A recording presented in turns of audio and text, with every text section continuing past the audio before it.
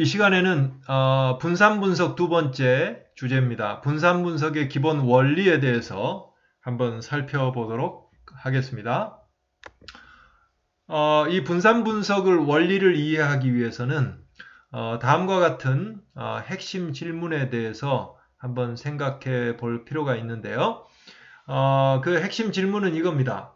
복수의 모집단들로부터 추출된 표본들의 표본 평균값들이 있을 거 아니겠어요? 그 표본 평균값들 사이에 관찰되는 그러한 평균값에서의 차이가 있을 텐데, 그게 이제 뭐 복수의 그 표본 평균값들이 전체 그 평균을 중심으로 해서 얼마나 흩어져 있는가 하는 그 정도를 나타내는 거 있죠. 이거를 이제 표본들 간에 어떤 그 흩어져 있는 정도를 나타낸다 해서 이게 표본 분산에 반영이 돼 있다. 이 용어를 이제 표본 분산이라고 쓰게 되는데요. 그 표본 평균들 사이에 관찰되는 그 차이가 두 가지 소스 때문에 나올 수가 있다는 거예요. 그 두 가지 소스 때문에. 첫째 소스는 뭐냐 하면 그 각각의 표본이 아예 모집단 평균값이 서로 다른 모집단에서 각각 추출된 거기 때문에 그 표본 평균값들도 서로 다르다. 소스가 첫 번째는 모집단의 평균들 사이에 차이가 있기 때문에 그 평균 표본에서도 차이들이 있게 나온다. 이게 이제 첫 번째 소스일 거고요. 그 다음에 이제 두 번째는 평균값들 사이에 차이는 있지만 그러나 사실은 모집단의 평균이 동일하다 하더라도 그 표본들 속에 어떤 개체가 들어오느냐에 따라서 그 표본 평균들 사이에는 어느 정도 평균값 사이에 차이가 있을 수 있잖아요. 모든 평균에서 평균값이 동일하기는 무척 어렵잖아요. 확률적으로. 네. 그러니까 그 개별 표본에 포함된 개체들의 구성이 달라져서 그 차이들이 날 수 있는, 이거는 이제 그야말로 모집단의 평균값이 달라서라기보다는 모집단의 평균이 같은 경우라 하더라도 바이 찬스, 그 표본에 어떤 개체들이 들어오냐에 따라서 우연적 요소에 의해서 표본 평균값들이 차이가 날 수 있는 거죠. 이 두 가지 소스 때문에 실제 표본 평균값들이 어느 정도 유의한 정도로 이게 차이가 나는 그 경우라 하더라도 그 소스는 두 가지가 있는 거예요. 그러면 우리가 이제 검증하고자 하는 것은 이 표본 평균의 값들의 그 차이들로 근거로 해서 그거로부터 모집단의 평균의 차이가 있는가를 추론하는 거 아니겠어요? 그러면 이 두 가지 소스 중에서 두 번째 소스 있잖아요. 이 경우는 제외를 해야죠. 그러니까 표본 평균 값들이 차이가 있다 하더라도 우연에 의해서 차이가 날 수 있는 부분들, 이 부분은 일단 통제를 해주고 그거는 그 효과를 통제한 후에 여기서 얘기하는 1번 소스, 그 1번 소스에 의해서 나온 그 차이, 그 부분을 추출해내고 거기에 근거해서 결론을 내려야죠. 그래서 그 2번의 소스를 제외하고 통제하고도 1번 소스에 의한 표본 평균 차이가 상당히 유의한 정도로 차이가 많더라. 이러면 이제 거기에 근거해서 모집단의 평균들이 상당히 유의한 차이가 있기 때문에 각각에서 꺼낸 표본 평균들 값들 사이에도 이 정도의 유의한 차이가 나왔구나. 이제 이 결론을 내릴 수 있지 않겠어요? 자, 이 핵심 질문의 포인트를 아시겠죠? 표본 평균들 사이에 흩어져 있는 정도, 표본 간 평균 분산이라고 하는데요. 그 표본 간 분산이 그래서 값이 크면 클수록, 거기서 이제 두 가지 소스가 있다 하지만 그 두 가지 소스 중에서도 바이 찬스에 의한 그 차이들은 그렇게 크지는 않을 거라고요. 물론 이제 그 모집단에 있는 개체들의 분산이 상당히 크다면 그러면 이제 분산이 큰 상태에서 개체들이 표본에 들어오기 때문에 거기에서 서로 다른 값들을 갖는 개체들이 각각의 서로 다른 표본에 들어오면 표본 값들도 일정한 정도 차이가 날 여지는 있죠. 표본 평균 값들도. 반면에 이제 모집단의 분산이 작은 경우라면 표본 평균 값들, 바이 찬스 나오는 표본 평균 값들의 차이는 작겠죠. 어찌됐건 표본 간 분산 값이 커지면 커질수록 두 번째 소스를 통제하고도 첫 번째 소스의 그 차이값이 꽤 큰 값으로 남아있을 개연성이 높은 거죠. 그러면 거기에 근거해서 우리는 어떤 결론을 내릴 수 있느냐 하면 모집단의 평균이 상당히 유의한 차이가 있을 것이다. 이제 이런 결론을 내릴 수가 있다는 얘기죠. 그래서 이제 이 표본 간 분산이라고 하는 거 있죠. 개별 표본 평균에 의해 대표되는 해당 표본의 개체들이 이 총평균 있죠. 총평균을 중심으로 얼마나 흩어져 있는지 그 정도를 나타낸다고 그랬어요. 그래서 직관적으로는 이 표본 평균들의 분산과 연계된 개념으로 이해하면 된다. 이렇게 말씀을 드렸고요. 따라서 이 표본 간 분산이 클수록 표본 평균들 사이의 차이가 크다는 것을 의미하고요. 이는 곧 복수의 표본들이 평균이 서로 다른 모집단들로부터 추출됐을 가능성이 높다는 것을 함축하고 있다. 이제 이렇게 볼 수가 있죠. 네. 그래서 일단은 1차적으로는 복수의 모집단들 평균값들 사이에 유의한 차이가 존재할 가능성은 이 표본 간 분산이 크면 클수록 그 가능성은 커진다 하는 게 이제 첫 번째 먼저 포인트로 잡아놔야 될 부분이죠.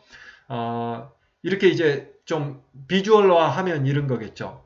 이 표본 간 분산이 크다 하는 얘기는요.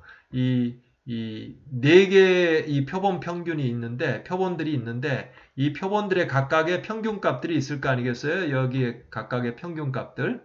이것들이 각각의 이게 표본 평균들인데 이것들 간에 차이가 꽤 있는 경우란 말이에요. 그리고 전체 총평균은 바로 이쯤 있을 텐데 이 총평균을 중심으로 해서 꽤 흩어져 있다 하는 것을 볼 수가 있죠. 그래서 이 경우에는 표본간 분산이 상당히 큰 값이 나올 거예요.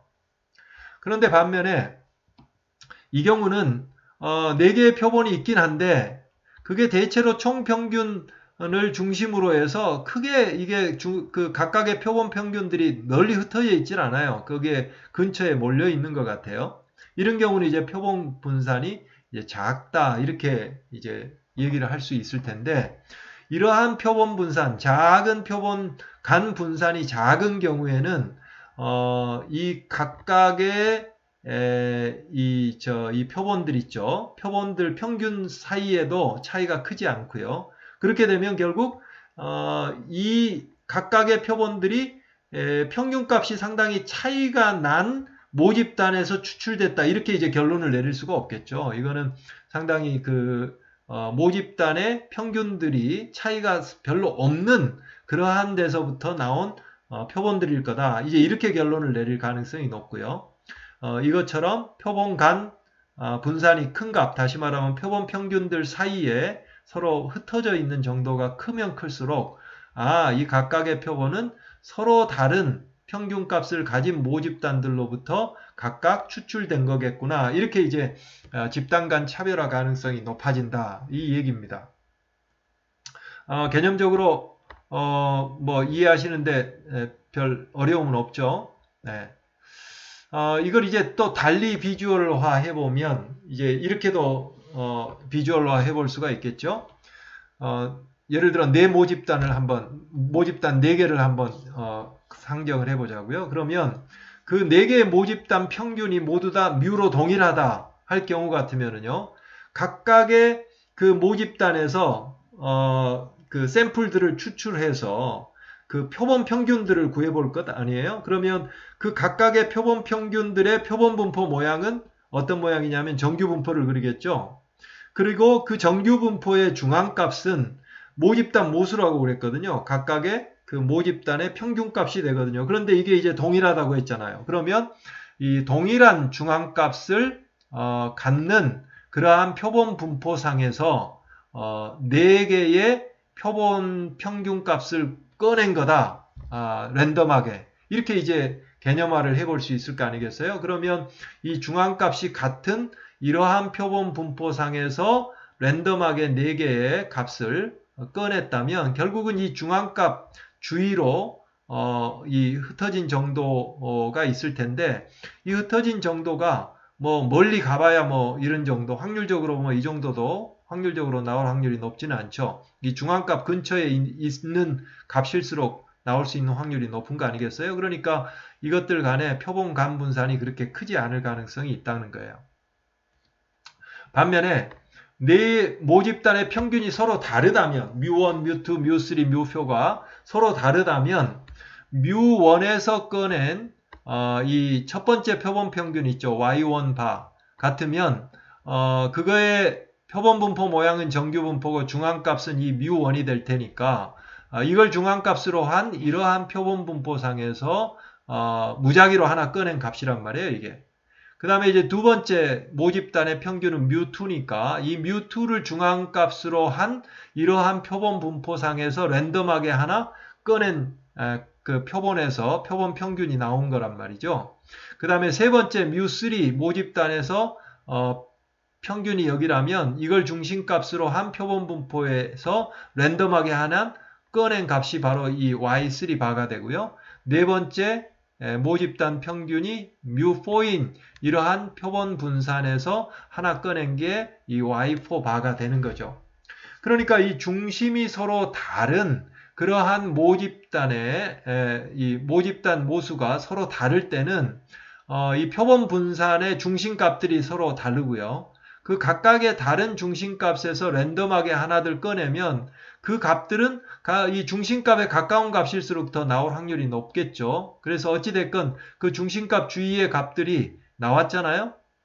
그런데 이 중심값들 간의 차이가 있다 보니까 결국은 이 표본 평균들 사이에서도 상당히 멀리 흩어져 있는 그래서 표본간 분산값이 커지는 거죠.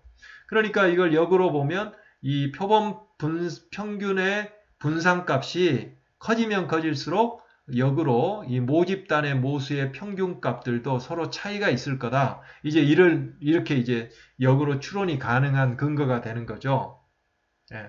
반면에 이제 앞에서처럼 모집단 모수가 동일할 경우에는 이 표본 평균들이 널리 흩어져 있을 가능성이 이 뒤의 경우보다는 훨씬 작기 때문에 표본간 분산값이 상대적으로 작을 거고요. 표본간 분산값이 작을 경우에는 모집단 모수가 서로 차이 있다고 이렇게 결론 내리기가 어렵죠. 예.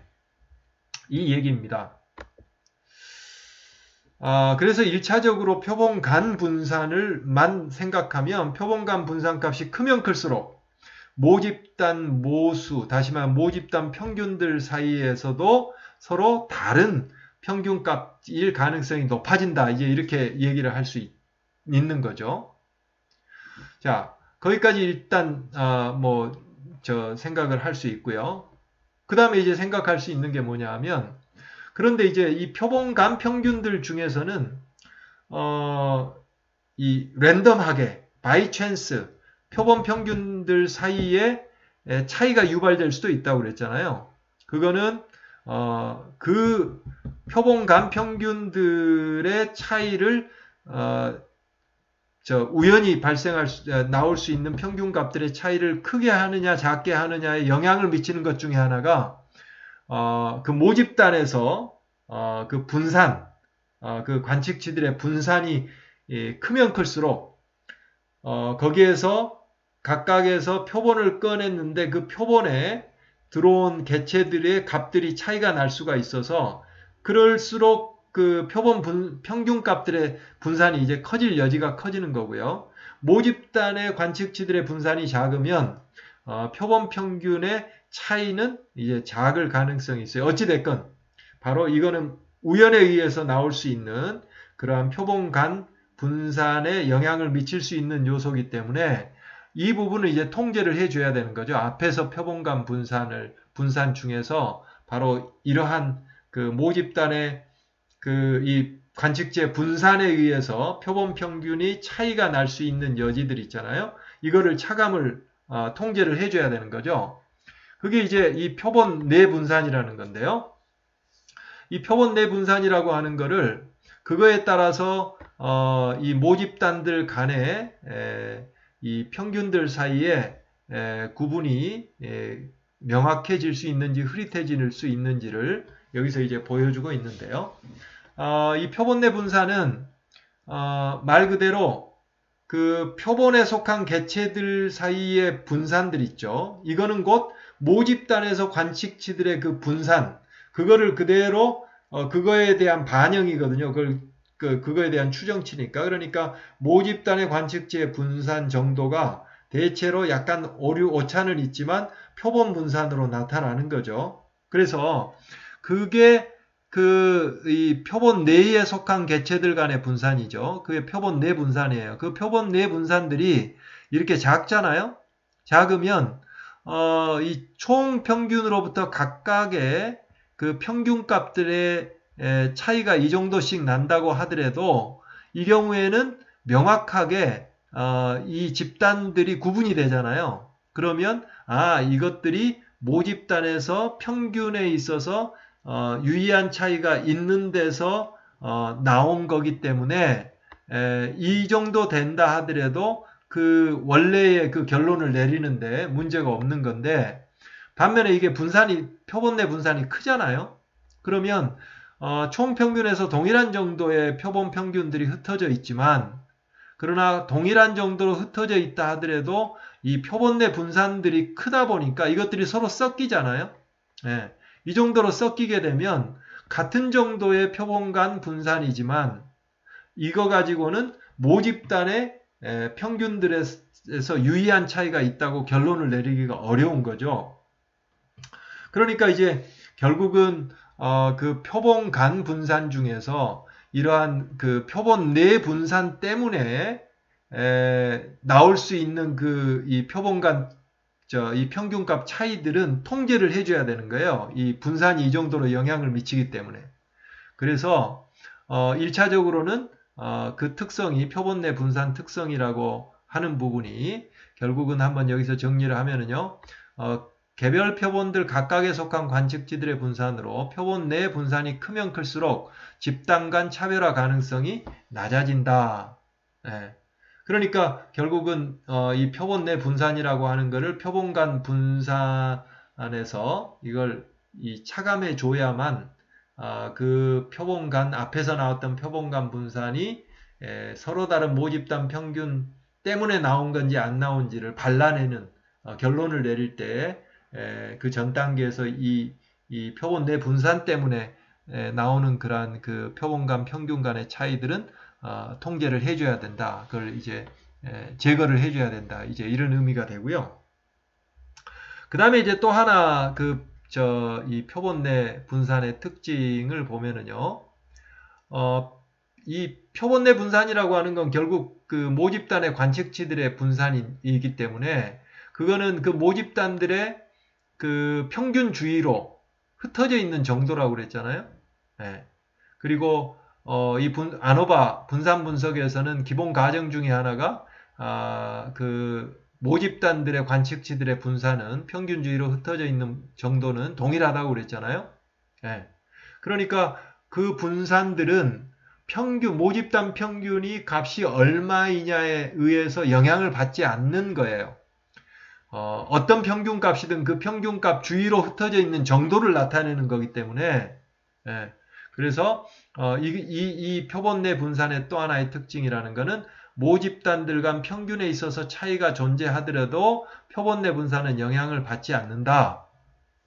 예, 이제 이 얘기를 하고자 하는 거냐 하면 결국은 표본 내 분산의 특성 1과 특성 2를 동시에 이제 감안하면 앞에서 나왔던 표본 간 분산에서 이 표본 내 분산을 차감을 해줌으로써, 그러니까 이 표본 내 분산의 효과들을 제거를 해줌으로써 이제 그 표본 간 분산이 두 개의 소스 중에서 이제 앞에 소스, 모집단 평균이 차이가 있는지 없는지 하는 데서 나오는 그 소스만 이제 남기게 되고요. 거기에 근거해서 이 모집단의 평균들 사이에 차이가 있는지 없는지를 결론을 내릴 수가 있다. 이제 이 의미입니다.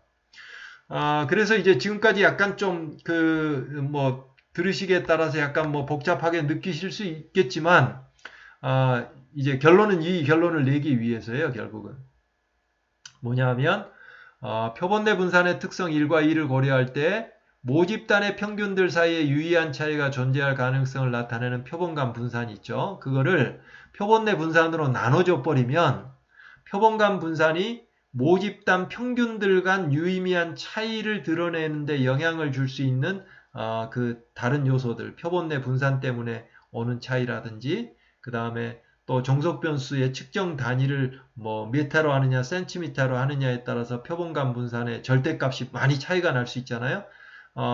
그러한 그 측정 단위 차이 때문에 오는 그러한 그 차이라든지 그런 부분들을 이렇게 이제 그런 데서 오는 게 일종의 잡음인 셈인데, 이 잡음을 제거하는 효과가 있기 때문에, 그래서 분산 분석에서 검증 통계치는 어떻게 되느냐 했을 때 표본간 분산을 표본 내 분산으로 나눠주면,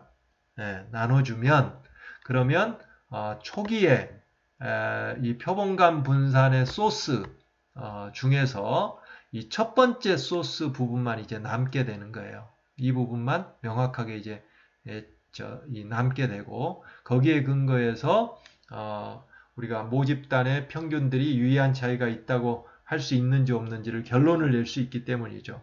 그리고 이 두 번째 소스 부분에 대해서는 이미 다 이제 차감을 하는 셈이 된다. 이제 요점은 그겁니다. 그래서 이 검증 통계치가 왜 이러한 검증 통계치가 나왔는가 하는 것을 좀 배경을 설명하기 위해서 설명을 드린 거예요. 그래서 요약하면 결국은 분산 분석의 기본 논리라고 하는 것은 복수의 모집단들로부터 각각 표본을 확보하고 그 표본들로부터 얻은 표본 평균들 사이에 얼마나 큰 차이가 존재하는지를 보기 위해서 표본 간 분산의 크기를 먼저 확인해야 된다고 그랬어요. 그런데 그 표본 간 분산의 값이 크면 클수록 모집단의 그 평균들이 차이가 없을 것이다 하는 그 귀무가설을 기각할 가능성이 이제 커지는 거고요. 표본간 분산값이 작다고 하면 귀무가설을 기각을 할 수 없는 그러한 상황에 접할 가능성이 있어요. 그러나 이 표본간 분산 그 절대값만 가지고 이제 평가할 수 없다고 그랬죠. 그 속에는 두 번째 소스에 의한 부분들이 이제 들어 있을 수 있기 때문에 그걸 차감해 줘야 된다고 그랬어요. 그 요소들을. 그래서 그걸 하기 위해서 표본간 분산을 표본 내 분산으로 나눠주는 거예요. 이게 이제 검정 통계량이 된다 하는 거죠. 그렇게 되면 이제 첫 번째 소스에 의한 부분만 표본간 분산에 남기 때문에 그걸 근거로 해서 모집단 모수의 평균들 사이에 유의한 차이가 있는지 없는지를 검증할 수 있다 하는 겁니다. 자, 여기에서 검증 통계량, 이거는 표본 내분산분의 표본 간분산, 이게 분산분의 분산이죠. 예. 이 경우에는 F분포를 이제 따르게 돼요. 그래서 우리가 확률분포에서 F분포를 배웠잖아요. 바로 이 검증 통계량의 경우가 F분포를 따릅니다. 그리고 그 F분포의 모양도 디그리스 오브 프리덤에 따라서 모양이 바뀌어간다고 그랬는데요. 그때 디그리스 오브 프리덤은 이 분자, 표본간 분산에 딸린 디그리스 오브 프리덤과 분모, 표본 내 분산에 딸린 디그리스 오브 프리덤을 동시에 고려해 줘서 F분포가 확정이 되는 겁니다. 그래서 F분포 상에서 이 가설 검증이 이루어진다. 그래서 기무가설이 옳다는 가정하에 검증 통계량의 F분포를 그린다. 그리고 F분포에서 이제 기가경역 경계값이 설정이 될 거고요. 그 경계값을 검증 통계치가 넘어서느냐 안 넘어서느냐를 근거로 해서 이제 비무가설 기각 여부를 결정하게 된다. 이렇게 되는 겁니다. 자, 이 시간에는 어떤 그 배경하에서 검증 통계치가 나왔는지, 검증 통계치에 대한 이해를 좀 해봤습니다. 이제 다음 시간으로 가면 그 F 검증 통계치 이전에 각각의 그 표본간 분산, 표본 내 분산, 그리고 총 분산이라고 하는 것들을 어떻게 계산하는지 그 계산식 있죠. 예, 그걸 중심으로 해서 좀 정리를 해보고요. 그리고 이제 그걸 그 이해를 바탕으로 해서 우리가 통계를 돌리고 나면 그 통계 패키지가 내주는 이제 표들을 제대로 이해할 수 있게 됩니다. 그러면 이 시간에는 여기에서 마치도록 하겠습니다.